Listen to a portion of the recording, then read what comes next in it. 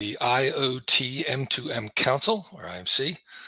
And it's my pleasure to welcome you all to track one within our CES preview event. That is a preview of CES 2024 that's going to take place in January in Las Vegas. This session is presented by the IMC, and the topic for this particular track is IoT in disaster relief and for the public good. Excuse me. You can see the full schedule in the resources section of your interface. Today, we're going to be talking about consumer IoT, it being CES and all, which is where many expect mass IoT to really take hold with large-scale applications. In preparation for IoT Week at CES, when it comes to connectivity in automotive, health and wellness, housewares, and smart cities, CES is the largest event in the world. We'll start today with a word of welcome from John Kelly, who is a vice president at the Consumer Technology Association and the CES show director. Then I'll pass to my good friend Renil Paramel, who is a principal at the Strategy of Things Group. That's a well-known Silicon Valley consultancy. Renil's going to moderate a panel discussion of about 45 minutes or so on IoT and disaster relief. And then we'll hear from CORE's CTO, Tushar Suchdev, about IoT for the public good. The entire session today should take just over an hour, but be sure to join us for another panel at 11 U.S. East Coast time about the new proposed consumer labeling program for IoT devices in the U.S., the U.S. Cyber Trust Mark. There's a different registration for that, so please go to the events section of the IMC website to register. Before we begin, I wanted to cover a few housekeeping items. At the bottom of your screen are multiple application widgets you can use. The webcast is being streamed through your computer, so there is no dial-in number. For the best audio quality, please make sure your computer speakers or headset are turned on and the volume is up so you can hear the presenter. An on-demand version of the webcast will be made available later today and can be accessed using the same audience link sent to you earlier. If you have any questions during the webcast, and this is important, you can submit them through the Q&A widget at any time. Presenters may answer questions at the end of each session, but please feel free to ask the questions during the entire presentation. Any unanswered questions will be responded to offline. Please be sure to check out the resources section of your interface for different resources that our presenters will be providing throughout the webcast, as well as for the full biographies of all of our speakers today. Before I hand off, just a quick word about the IMC for folks in the audience who may not know us. Our group is the largest trade organization dedicated to the IoT sector with 25,000 rank and file members. We have essentially two levels of membership at the IMC: adopter members, who are individual product makers, designers, enterprise users, and apps developers that deploy IoT solutions. We also have sustaining members, which are roughly 35 companies that provide IoT solutions in the form of connectivity, hardware, and software. IMC adopters join our group as IoT buyers. They join to get the best IoT content there is, including our extensive library of hundreds of use cases, white papers, news items, blogs, and research, as well as events like we're doing right here today. If you qualify as an IoT buyer, I suggest you check out our website where you can apply for membership. Our sustaining members are technology companies that join our group to get exclusive access to the 25,000 adopter members for purposes of thought leadership, lead generation, promotion, and research. Our sustainers include some of the very largest companies providing IoT solutions, like Kyocera, Vodafone, Quectel, and Tata, but also smaller, equally nimble technology providers. As a group, they form our IMC Board of Governors and represent the most influential group of IT leaders there is. If you have an interest in joining this group, please reach out to me personally via our website. We look at the IMC as an industry accelerator. Our mission is to bring adopters and solutions providers together to deploy IoT technology for the public good. We see this session on IoT and disaster relief as exactly in keeping with this mission. With this, I'd like to introduce our first moderator, who is Renil Paramel, principal and founder of the Strategy of Things Group. Please reach out for his full biography available through the interface. Renil, good morning. Are you with us, Renil? I am with you. Good morning. Take us away. Good morning, Keith. A quick question. Do we have a video that needs to go through? Oh, I'm sorry. We actually do. You're quite correct. Goodness gracious. My fault, and I am struggling a bit with my interface this morning. David, please play John Kelly from CTA. This video will last about 2 minutes. We are excited to welcome the IoT Pavilion back to CES, and we are thrilled to work with our partners at the IoT M2M Council. CES 2024 is shaping up to be even bigger than last year. We expect more than 3,500 exhibitors across more than 2.3 million net square feet of space. We also anticipate 130,000 attendees from over 150 countries. We are partnering with the United Nations and the World Academy of Arts and Sciences to showcase how technology supports human securities, or basic human rights, such as access to healthcare, access to food, etc. We actually worked with the UN to add an 8th human security, technology. Now this will be on full display throughout the show floor, in our conference program, and also our Innovations Awards program. Speaking of conferences, we are planning more than 250 conference sessions with over 900 speakers. Keynote speakers at CES 2024 include the CEOs of Siemens, L'Oreal, Walmart, HD Hyundai, Qualcomm, Intel, NASDAQ, Best Buy, and Elevance Health. Some areas for growth at CES include an expanded transportation and mobility area in West Hall, where you'll find auto OEMs, marine technology, construction and agriculture tech, and even eVTOLs, as SuperNell will have a large outdoor display. We'll also have additional transportation and mobility exhibits in North Hall, as well as smart cities, AI and robotics, and digital health. Speaking of artificial intelligence, we expect AI to show up at CES in a big way, as it will be pervasive throughout the show floor. In Central Hall, you'll find some of the world's largest brands, such as LG, Samsung, Panasonic, Bosch, and Hisense, and Sony. Outside the convention center, you'll find large exhibits from Google, BMW, and NXP. Moving over to the Venetian, you'll find smart home exhibits and conference sessions, as well as accessories and food tech, which is a growing category. Now, Venetian is also home to more than 1,000 startups, and we have over 15 country pavilions in our startup area called Eureka Park.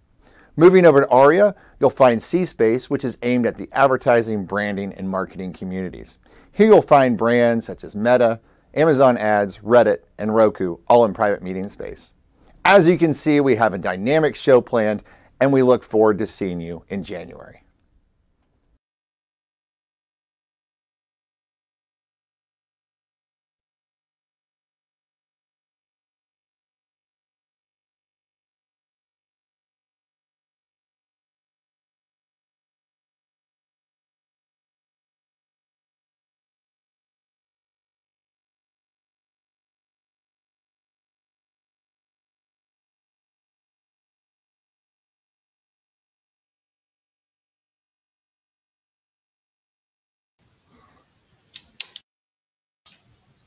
Renil, sorry, a little mix up there with the video, but take us away, please, with your panel discussion. Fantastic. Thank you, Keith. Good morning, everyone. Welcome to IMC's Global Disaster Relief IoT to the Rescue panel discussion. My name is Renil Paramel. I'm the CEO and co-founder of a company called Strategy of Things. I'll be moderating today's panel discussion. We have an exciting lineup of panelists today for you. Today's session will focus on how IoT is the leading technology in the fight against disasters. Global communication networks, intelligence at the edge and in the cloud, and split-second latency all have important roles to play in this fight.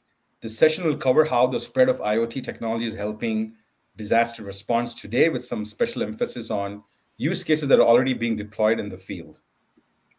To give a quick background on how we're going to move ahead with this panel, each of our panelists today will have 2 minutes to give a short background about themselves, as well as present their perspective on how their company or their clients are addressing IoT solutions for disaster relief. We will then transition to a panel discussion where you, the audience, can ask the panelists questions that you have around IoT and disaster relief. Before I introduce our first panelist, let me share a little background about myself and Strategy of Things and the work we've been doing in IoT. Prior to starting Strategy of Things, I was a VP at Gartner with their consulting practice. And before that, I spent a number of years working with Accenture and Deloitte, providing advisory service across a variety of industries. Strategy of Things is an innovation firm. We offer consulting and professional services that help our clients incorporate next-generation innovative smart technologies. We provide planning, assessment, and strategic advisory services in the emerging technology areas like IoT and AI. My co-founder, Benson Chan, is also the chair of the NIST IoT Advisory Group. With that, I would like to introduce our first panelist, Curtis Goven. Curtis is the President Americas for floLIVE. Welcome, Curtis. Hi, Renil. Thank you. Good to be with you again. Looking forward to the conversation today. Maybe just a quick message about floLIVE. Today, we are a UK-based IoT software as a service company. We have about 160 employees with R&D centers in Sofia, Bulgaria, as well as in Israel. And we have regional offices around the world in Europe and US and in China. Our cloud native suite of IoT services are all designed, built, and deployed, and now they're managed by floLIVE engineers. We build it in-house from beginning to end. At the heart of our solutions, we have a core network as a service where we have a full virtualized core network, including up to 5G. And this is used in various applications for MNOs that are doing satellite PGWs outside of their country to full MVNOs that need a combination of solutions for that. And then we have it for enterprise solutions where we do fully private networks. Then we have our connectivity management platform as a service. This is a real-time, multi-tenant, multi-tier, multi-IMSI, multi-core solution there that allows customers to easily automate and manage their connectivity services. Again, a solution that's used by MNOs, MVNOs, and as well as enterprise customers there. And then really what's more salient for our conversation today, we have our hyper-local global connectivity.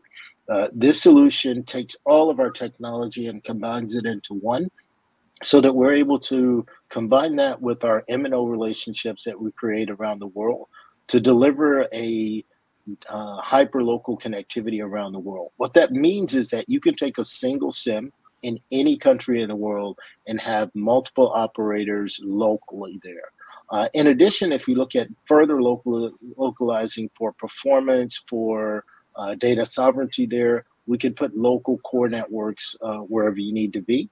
And then beyond that, we have the fully mobile private network. If you have a dense population and you need to offload and have full control over services there, the hyperlocal global network can go fully private as well.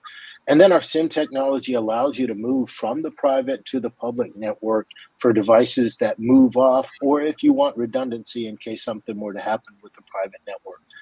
And then the other piece that I think is also very critical to our conversation today is the upcoming deployment of the Release 17 NB-I over satellite solution, where we see a lot of applications that are happening that are destined to happen, particularly for disaster relief, where you're in remote areas and you need this connectivity beyond cellular. You can now use the Release 17 NB-I over NB-IoT over satellite solution for that. So that's a bit about our company there.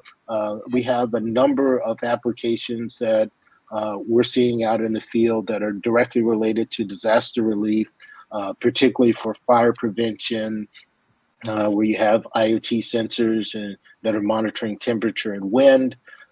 We have IoT sensors that are monitoring different environmental conditions like ground vegetation and thickness and soil moisture there.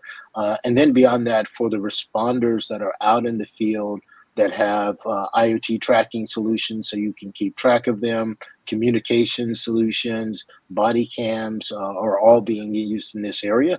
And hopefully we get a chance here today to delve deeper into exactly what those use cases look like. Thank you, Curtis. We definitely want to touch base on the satellite piece and the use cases that you spoke about.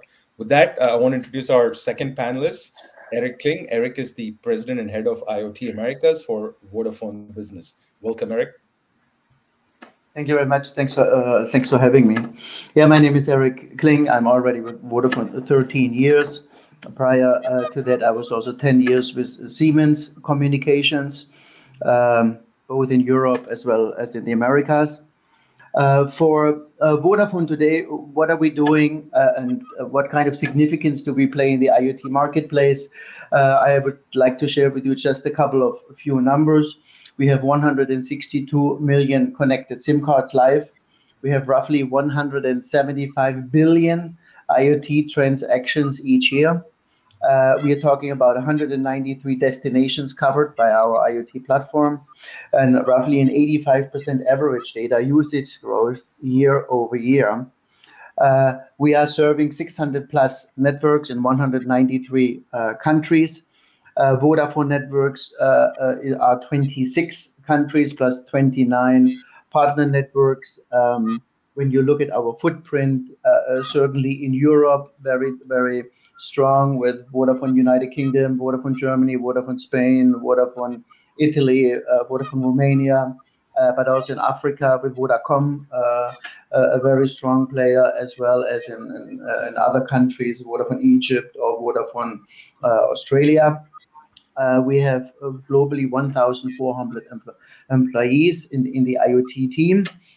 We are also working across all verticals, from automotive to healthcare, to transportation, remote monitoring, asset tracking, depending how you really want to cluster and define the different verticals and use cases in IoT. And certainly also we are very active when it comes to the topic today, disaster relief, when it comes to different kinds of disaster relief. You could talk about earthquakes, you could talk about landslides, you're talking about wildfires or flooding. And certainly in any kind of different disaster, IoT plays a major role, connectivity plays a major role. How do you connect? What kind of backup do you have? What can you do not only for responding, but also mitigation and detection of disaster relief? So that's a little bit of an overview from my side, who we are, what are we doing, and back to you. Thank you. Thank you very much, Erik. We'll definitely get into some of the specifics of what you just shared with us. So with that, I would like to introduce our third and final panelist, Carmen Redondo. Carmen is the Director of Global Marketing for Antennas for Kyocera. Welcome, Carmen. Thank you. Thank you for inviting me. Hello, everyone. So I'm part of Kyocera EVX. We are wholly owned by Kyocera, and we are a manufacturer of advanced electronic components. And this includes different types, capacitors, RF components, connectors, and also antennas. So for those who don't know me, I'm an telecommunication engineer. I have more than 15 years experience working in the engineering, project management, and also general management. So I'm very hands-on when it comes into projects with our customers, engineering, and also partners. And we covered different type of solutions. One of them is in the IoT. So I'm specialized in antennas, but I will also cover some other components from Kyocera VX, which are also related to this topic. So among all these components, I mean, when we are looking about devices and how we can mitigate the disasters, we also need to look in the component side, and I will show some case studies or some user cases that we are going to discuss in the panel, and why some of our components have helped in this kind of devices in the IoT. One of them, of course, is, for example, extended the battery life. This is one of the key, let's say, features of the IoT, to have very low power and to be able to maintain the devices in the field for many years. Reduce the latencies in the responses, to have global connectivity. And I think this is also a very interesting topic that we devote about the new release 17 for the non-terrestrial communications. And of course, to have this reliability in the connections, right? Because if you have your IoT device is not connecting properly, your battery will drown much faster than expected. So this is just a little overview of the topics that we are going to discuss, and I look forward to it. Thank you, Carmen. Thank you, panelists, for the quick introduction and your perspective. Audience, if you guys have any questions, please feel free to post them. So just to kind of get things kicked off, A global disaster is a serious disruption to a community or society that can cause human, material, economic, and environmental losses. So disasters can be both natural, man-made, or could be hybrid. Some examples of natural disasters are floods, earthquake, droughts, wildfire. I think someone mentioned landslides. I think let's discuss how IoT is actually helping with both prevention of these disasters, and then once these disasters happen, what we do for responding to them, and then finally how to recover from them.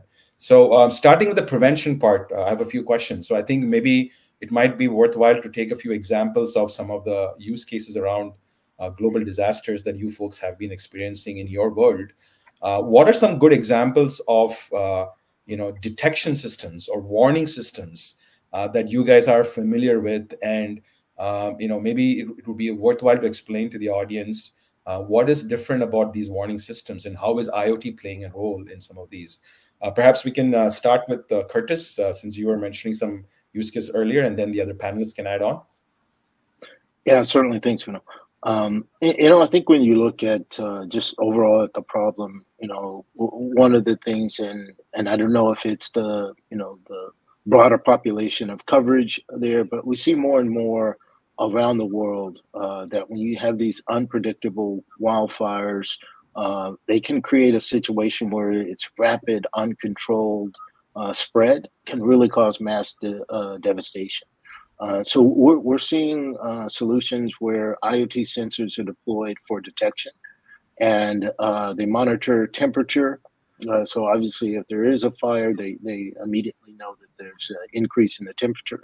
And then they have wind direction monitoring as well. So when they detect the fire, they know where it is, and then they're able to predict the trajectory of its movement there.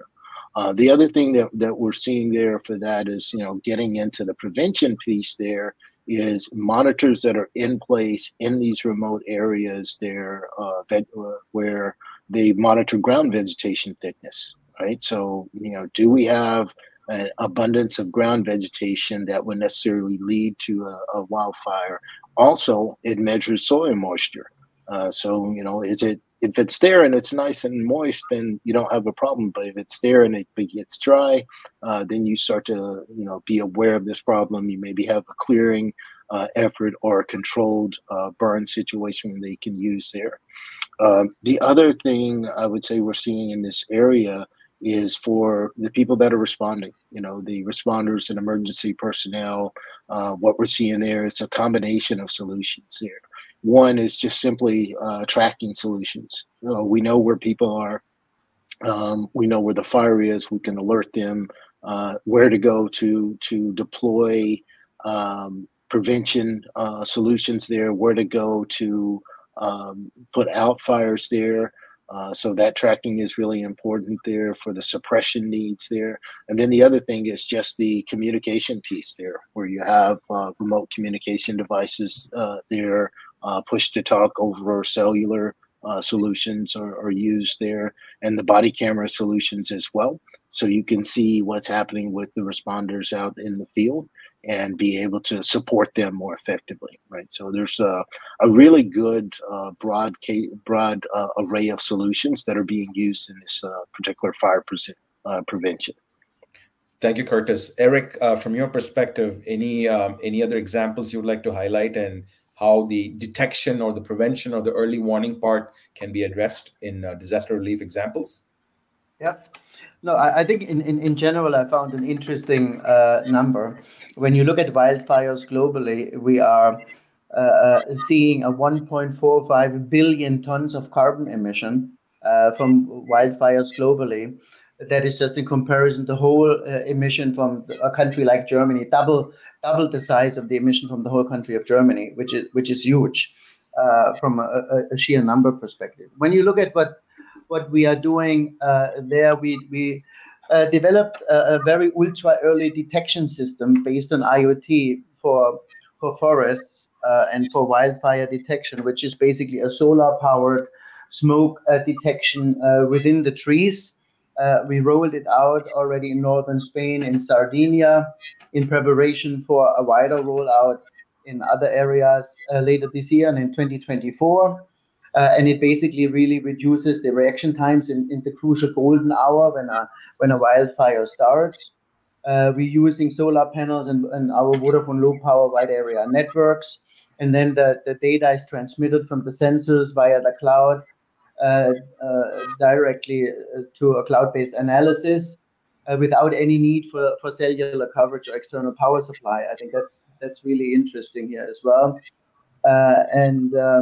It becomes, when you detect a fire at the smoldering stage, and then you detect it already before it comes visible to cameras or satellites. I think this is a very neat solution when it comes to wildfires, and we're working with authorities around the globe for these kind of things. And as I said at the beginning, Renil, 1.45 billion tons of carbon emission worldwide on fires. That's a big number. Thank you, Erik. Carmen, would you like to add some perspective from, what does it mean from an infrastructure standpoint?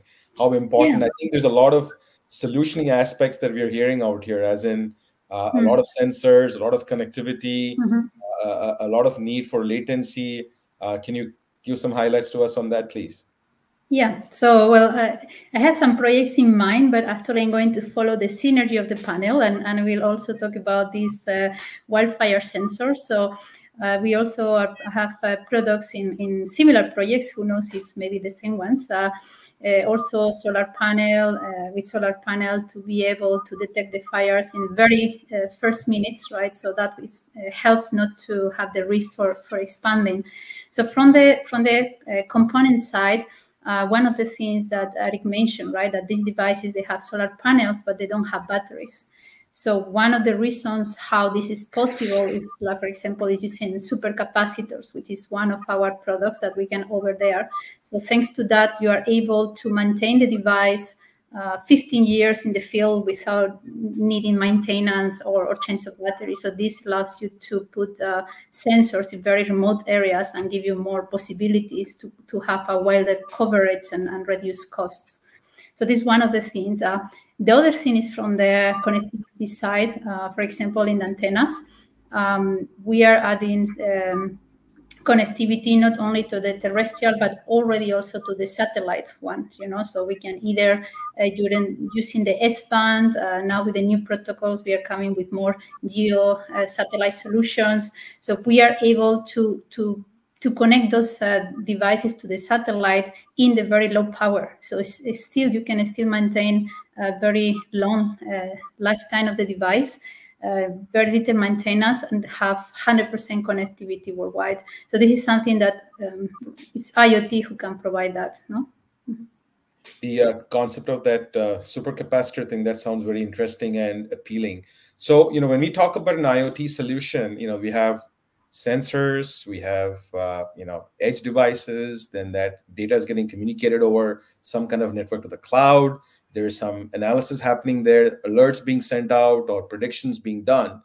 What are the unique aspects of solutioning that has to be thought differently when it comes to disaster relief? So I think we heard a few things about connectivity being a big issue.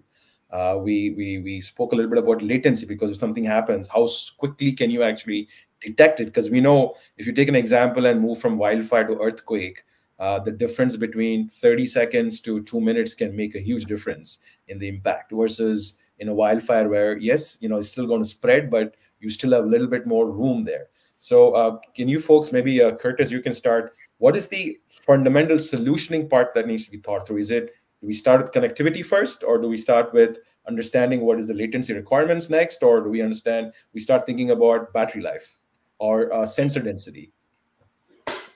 Yeah, I think we think of all of the above, because it's all very critical parts of the problem. And I think, as Carmen mentioned, the battery life piece there.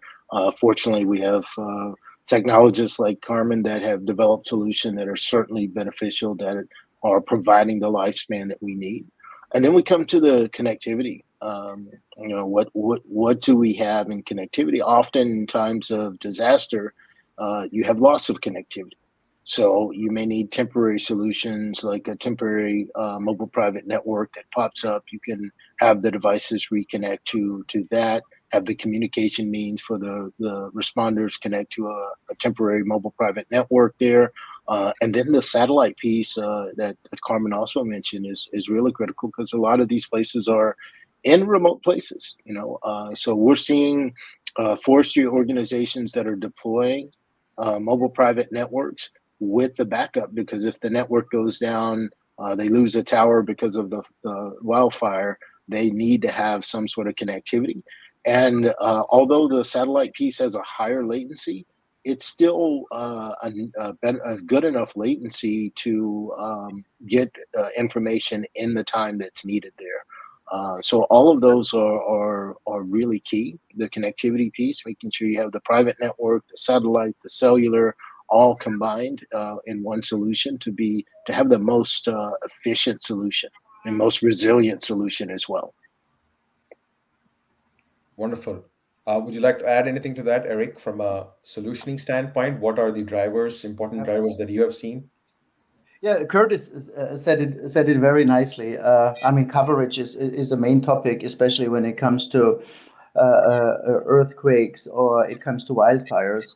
What we are working right now and in the area of launching the solution as well is a strategic partnership we started with AST Space Mobile, which is a 4G, 5G via satellite solution with the launch of the Blue Walker 3, which will be right in Q1 2024 with a space-based network, which especially in these kind of things like wildfires will help tremendously.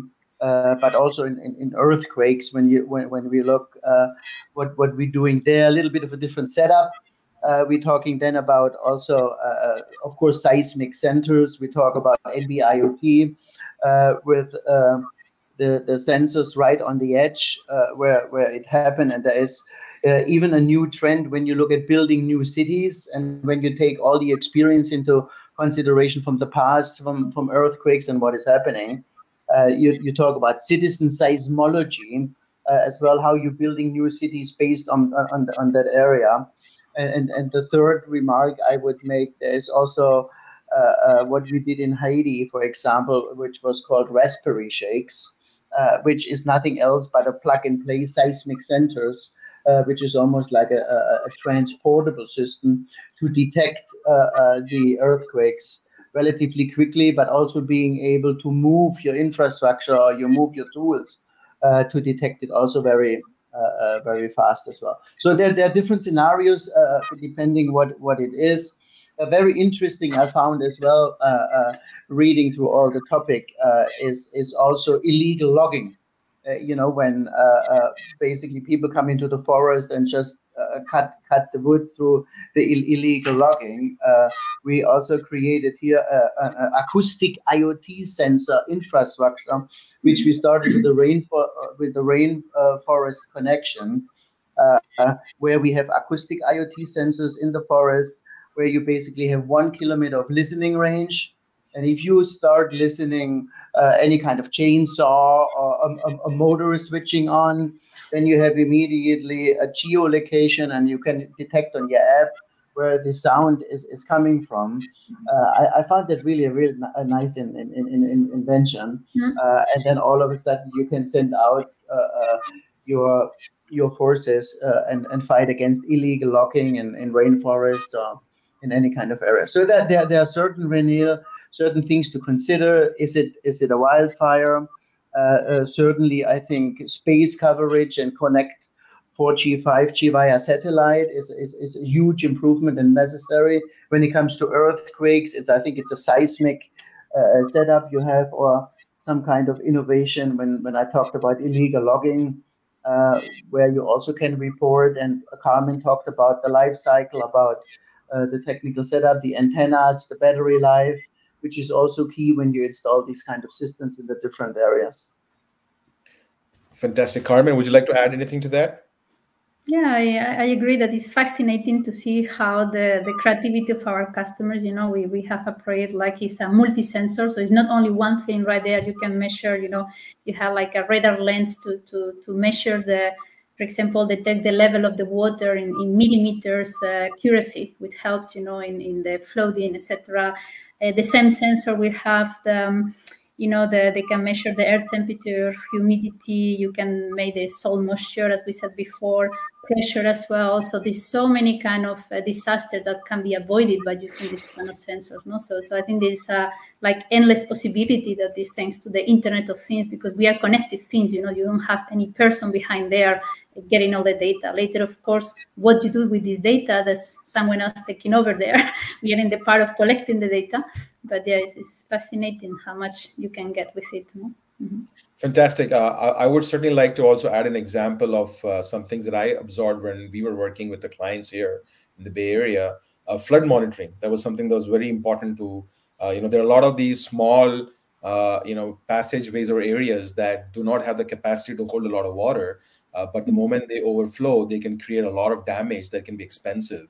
And so some of the things that we've seen counties out here, at least in the Bay Area and California, are they're trying to put flood sensing solutions at strategic locations so that if the water rises beyond a certain level, that's alerted. So you have some time to prepare. Now, of course, when you have large disasters coming in, maybe all of those things don't work in the perfect harmony as you want them to, but at least it gives you some additional opportunity to kind of get information in advance. The other question I had for you guys is sensor density. So when we start talking about disaster prevention, it's the concept of having sensors giving us data to prevent disasters is fantastic.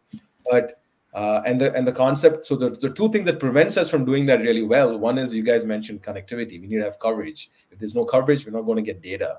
But the other one is density.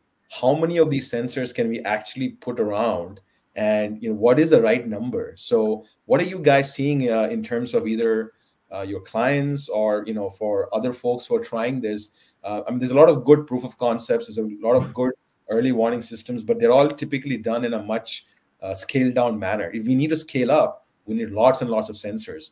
Are you guys seeing any adoption issues related to the density of sensors in addition to connectivity and coverage?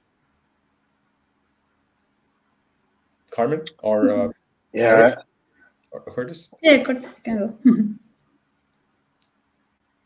Okay. Yeah, I would say the challenge is more commercial, financial, right? Density. I don't think we have a problem with capacity on the network if the network is available, right? Maybe a capacity issue in the event of the disaster there or emergency there, because then you have your consumer traffic on. But in general, I think it really comes down to what's affordable. And we're talking about government agencies that are deploying these solutions there. So I think that's probably the biggest challenge, is getting past the commercial piece. And we know the reality of AI and ML is that you need more and more data. So more data means you need more sensors reporting that data there. So we have to get over that hurdle there. I think what will ultimately happen is that you will have the increase in government spending to justify these solutions. It's to the better good of every population to have the prevention measures in place and being able to respond quickly.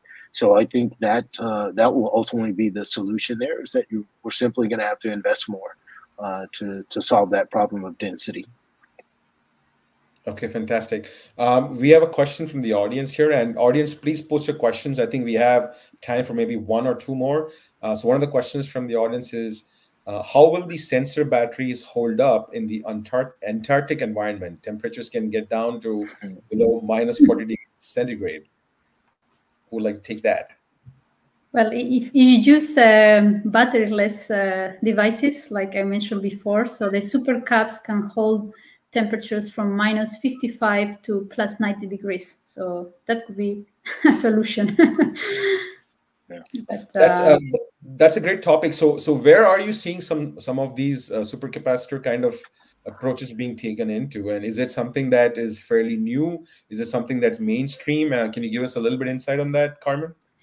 Yes, so it's used with now with the low power microcontrollers. They have very, very low power. So just with the power that we can provide with the hairbands of the supercapacitor is able to maintain, the minimum power that the device needs to react. So this is something that later the supercalc will recharge itself because, yeah. So I can give you, we have some white papers and maybe something that we can hand out about it also you might be interested. And I know the expert in supercapacitors, but this is, I'm learning as well. So can we quickly shift gears? So we spoke a little bit about warning systems and how to detect and how to send information. Now, what about when you do have a emergency situation responding? So I know there's a lot of approaches where IoT information can be used to map out where response individuals are in a certain terrain to find out what is happening in terms of progression of a certain kind of disaster. What are some use cases or interesting examples of creativity that people have applied to a response kind of situation? I think somebody mentioned about making sure that you have some kind of a quick mobile network that is immediately created as a backup for a response kind of scenario. Are there other interesting things where IoT devices or IoT solutions have been used from a response standpoint? Erik or Curtis?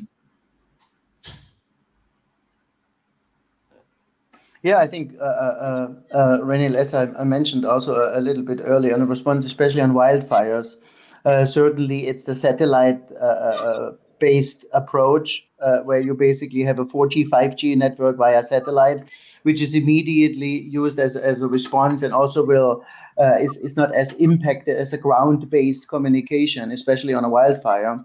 I think that's an important way to do it. You see it also on the drones. When drones, for example, coming in an area like this on wildfires with medical supplies you need, with people search maybe behind the fire line, the supplies you need to organize. I think here you see an immediate need on the IoT applications and the response, where you can take the drone information and you're basically leading your fire response directly with the information you're getting. I think that's a very good example, Renil, on how we're using the technology on the front line right away when it starts. Okay, anything else you guys want to add, Curtis or Carmen? No, he just mentioned the drone technology and the use there. I have a newfound fascination with the different applications of drones there because it's extremely powerful for both entertainment and for just really serious applications like this. And I think the essence of it is that through satellite or through a local portable network. Like the portable network is 100% portable. So all you need is the drone application connected to the private network that's portable. You can deploy it anywhere. The drones have the low latency that they need to operate there. So you get all of these benefits that you need from that local private network, and that's portable. And the applications of the drones, I think, is really good for getting all the information, even deploying in real-time sensors, right? I think that's the key. There's so you don't have sensors in place because you didn't know there was going to be an event here. Okay, now you have drones that can go and actually locate sensors at various locations to do all of the things that I mentioned about earlier, that if you had sensors there previously, you could do that in real time, right? So. Fantastic. I think we're approaching our time soon. So before we close out the panel discussion, I would like to give each of you, an opportunity to give a closing remark to the audience. What are some things that you would like to see change, or where would you like to see as some progression happening in the attempts on creatively using IoT going forward in global relief? Carmen, from you. So yeah, there are two things I would say. One that maybe is not so related to my company, but as a passionate about IoT as well, would be good to see is like in the implementation of AI. We see some customers start adding that, so the sensors itself can help to debug the data they're providing. Because of course, if you get big data and you can have false results, it will be more difficult to react. So they are implementing AI in the sensors to be able to detect if it's a false alarm or if it's a real valid data. So I think this is a very interesting topic that we see already there, but I'm sure it's gonna also be more and more in the field. And the other one is the satellite communications. I think It's a very hot topic, and I think it's coming. I think not everybody's there yet, and we are really working with different ones. Everybody has different requirements, and the goal is to make a full connectivity and transparent for customers. So the goal is to, the customer doesn't need to know if it's connected to the base station or to the satellite, if it's charging roaming or not. I think our goal is to make it the most efficient, so the customer just connect the device wherever it is, and it will work. So I think that's Thank you, Carmen. Thank you. Erik and Curtis, any closing thoughts? Yeah, maybe Curtis, when I go first, one quick comment, and Renil, you mentioned it earlier as well. I think we just don't have the scale deployment yet. So I would wish, it doesn't matter when you look at landslides or wildfires, earthquakes. We have it here and there, but when it really comes to protect your citizens or have it in a larger scale, we are not there. And I think I would wish we would be a little bit more proactive in really launching this kind of scenarios. I think the solution and the innovation and the ideas we do have, but I think it really then misses, doesn't get to the scale when it comes really to put it in scale for whatever kind of reason, regional, financial, any kind of other reason. We are just simply really not there where we should be or we would like to be. That's my final point. Thank you, Erik. Curtis? Yeah, I would say kind of, in closing there is that not only do we have like the focus efforts to deploy sensors by groups, but I think the untapped resource or all of the devices that are deployed already, right? There are thousands of farms that have moisture monitoring, irrigation monitoring. There are other places where you have utility meters that are getting valuable information. I think as we have all this proliferation of information, somehow we have to figure out how to consolidate that and bring it into one entity to help with some of these disaster prevention and control and response situations. So, yeah, that's what I would say. Is that we have a bunch of data that we are not utilizing now, and we need to figure out how to better utilize it. Thank you, guys. Carmen, Curtis, thanks a lot. Erik, all of you guys. This has been a very engaging discussion. Thank you, panelists, for joining us. With this, I would like to turn over the next phase of the presentation to Tushar Sachdev, who's the CTO and Executive VP for Analytics for Core.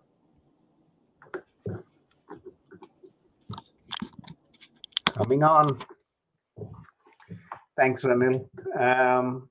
This is a fascinating discussion, right? So very happy to hear about IoT getting broader, especially in global disaster relief and kinds of use cases which really have a massive impact. Now, I'll broaden the topic a little bit, right, in terms of IoT for good, right?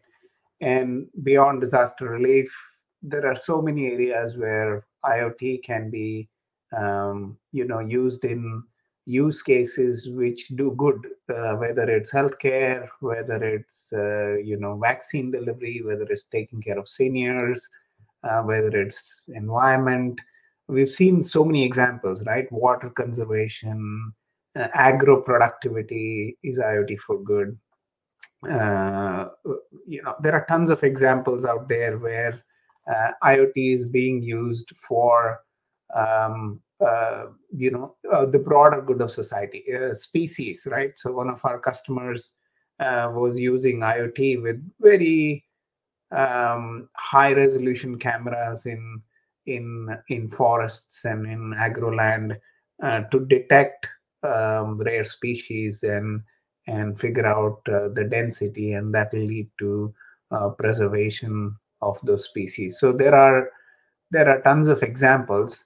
And what I'll try and do today is focus on a few that we've been part of, right? And we've been fortunate to be part of as part of this. A very brief introduction to Core. Sounds synonymous. Core is all about helping companies scale their IoT deployments, right? So when the world of SaaS came first, the reason why it became successful is the cloud hyperscalers that sit behind it. For example, AWS was first at the scene, Microsoft, Google, and others, right, have come to the scene. And that's what has made the SaaS world successful. We believe that the same thing is needed in IoT. And that's why we help customers build, deploy, and manage their IoT solution and provide that scaled backend, whether it's connectivity, managed services, and other things that are needed to really help them scale up their IoT application. So that's a brief introduction to Core. But we have been helping customers from driving good in society, right? And some of our customers are making a real impact, right? Very positive impact on, and that's why we use the phrase IoT for good, right? For example, drones allow quicker response times. Somebody was mentioning in the panel, delivering quicker response time, delivering life-saving drugs, and so on. Seniors are, vulnerable, and they need caregivers and contact to their relatives, and how we can use IoT for doing that. Those are some of the kinds of use cases we've been involved in, and I'll drive through some of these examples of customers where we have done that. So, stepping in medicine, right? So, one of the, and sometimes I've seen this phenomenon in technology, is something comes to life in the form of a disaster or in the form of an event, and then it becomes permanent. That's what we are seeing with remote patient monitoring, right? So during the COVID world, you had a patient who had to come to the clinic every 2 days, every week, to get their vitals checked. The doctor will look at them, say, you're doing fine. Or whether it was monitoring after a clinical drug trial, and all those things used to happen, in person. And then COVID happened, and suddenly the hospitals were overwhelmed, and in comes these remote patient monitoring, which have been around for a while, by the way, but suddenly they became big, right? And what it did, IoT for good, right? It freed up capacity during critical times at the hospitals to be able to do this. Now this has become the norm, right? So like I said, things happen during a disaster, and then they turn out to be so good that they start becoming norms. Remote patient monitoring has become a norm for many, many areas, whether it's monitoring vitals on a regular basis, monitoring cardiac rhythm monitoring kind of use cases, monitoring patients after clinical trials. Those kinds of things have become the norm to happen remote. IoT for good, right? The second area was vaccine delivery, right? And one of our customers, Swooparo, right? And they wanted to do vaccine delivery to remote areas, and they started using drones to do that. Now, this company is phenomenal, right? As I read about this company, they have been doing a lot of global firsts, right? Whether it is delivering vaccines, whether it is delivering meds, whether it is collecting blood samples for HIV and AIDS testing in remote African countries, whether it is reaching out to isolated communities with meds and samples and those kinds of things. They have just been there.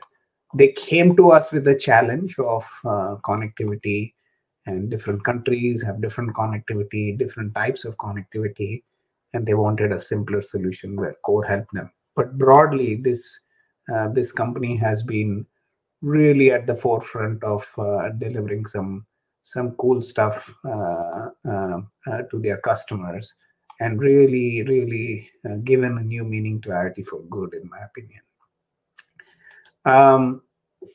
No One Left Behind is really a classic case of where we had seniors 85 plus, right? And they needed to be, they're becoming isolated. They were, their mobility is limited, and they wanted to be in touch with their relatives. and they don't know how to do Wi-Fi pairing. They don't know how to do very technical kind of things, and they wanted a simple solution. One of our customers, GrandPad, created a specialized solution, right? You just power it on, it connects seamlessly, and very intuitive app interface to be able to help the seniors, and that's been a very successful solution that they have deployed globally. So very interesting use case, very interesting success story, and of course Core helped them scale up their backend, help them with logistics, help them with connectivity, and so on. But again, one case where this was a real good success in helping them deploy globally with the right connectivity. Finally, back again to GrandPad. This was Ukraine, right? And when the war broke out, again, there was a lot of relocation of families, and especially seniors, and the relocation happened to different places. Getting in touch with people became very, very difficult. Again, you are in an absolutely new space. You are in a refugee camp. You are in some different country where you have been relocated to. And how do I connect now with my family, with my relatives, with my caregivers sometimes, right? Because you're talking of a very senior, vulnerable population. And this was another case where the GrandPad devices became very handy. I know it's a little consumerish, little less IoT, but the idea was, instant connectivity, get in touch, no pairing, no no complex technology deployments involved, and that's what really helped the case for this use case. So those were some examples where we have been involved in the IoT for good. But like I said, there are many examples where one can talk of IoT for good. Like Mark Anderson said, right? Software is eating the world. I think sensorization or IoT is connecting the world, right? And not just the world of humans, but the world of things around us, right? And that's going to continues to remain a fascinating journey, especially in this IoT for good area. So that's it. It was a short one from me. Renil is back on, and we can take some questions. Thank you, Tushar. That was really interesting to hear about the various use cases and how Core is helping out. One of the questions I have here is that how would you differentiate between the complexity of some of these different use cases? As in, you mentioned towards the end that some were as simple as providing simple instant connectivity to somebody of certain population, but in other cases there's more activity involved. So how does Core kind of determine, okay, how do we classify this as being complex, more complex, and how do you go about supporting solutioning from that perspective? Yeah, so think of three different broad areas of the solutioning that are needed, right? So we call it simple connectivity solutions analytics. Sounds a little cliche, but let me explain. So connectivity, while it sounds simple, get me a SIM card, get me Wi-Fi connectivity, get me satellite connectivity, right? You don't know how the end operating environment will be, right? So you really, really need to think through it. Take GrandPad, for example, right? I mean, they needed something that can scale into different areas, always on, no touch in terms of connectivity, and it just works, right? That sounds simple, but it becomes very complex when you have to deliver in 7, 8, 9 different countries, right? And that's the part of the solution that you need to worry about. Then comes managed services, right? When I say managed services, take again the same case study, or take grandma has fallen, can't get up, right? They do watches now, not pendants. So you get the watch. You can't send grandma the watch and the SIM card. You have to get it. You have to unbox it. You have to open it up. You have to do the SIM. You have to test it whether it'll work in different countries that it is getting shipped. You have to repackage it. You have to make it in a way that as soon as it's worn by the senior, it just works, right? And that requires a lot of managed services, unboxing, boxing behind the scenes, right? So that's the second part of the solution. The third, which is sort of the area which is yet not fully explored and something we are working really hard on, is the data traffic, right? And the data traffic needs to be seamless into the end application where you're trying to monitor this, right? Whether it's a disaster recovery use case, like you mentioned in your panel, right? The traffic of the data needs to be secured, needs to be compatible with the cloud that you're operating on, needs to have the right VPN connections so that you're not now facing a cybersecurity issue. It needs to be cleaned up before it reaches the application, because the moment you change a sensor or a device, you don't want the end application again want to adapt to it. You need to have it as a clean interface. So those are the kinds of things that come, right? They're in the connectivity domain, they're in the managed services domain, which is more handling, logistics, distribution, and then they're in the what I call analytics, but it's more, the pipeline, the data pipeline domain. So this is how we should think about these types of things. Fantastic. Thank you so much, Tushar, for sharing with us and the audience the great things that Core is doing. I think we're up for time, and back to you, David.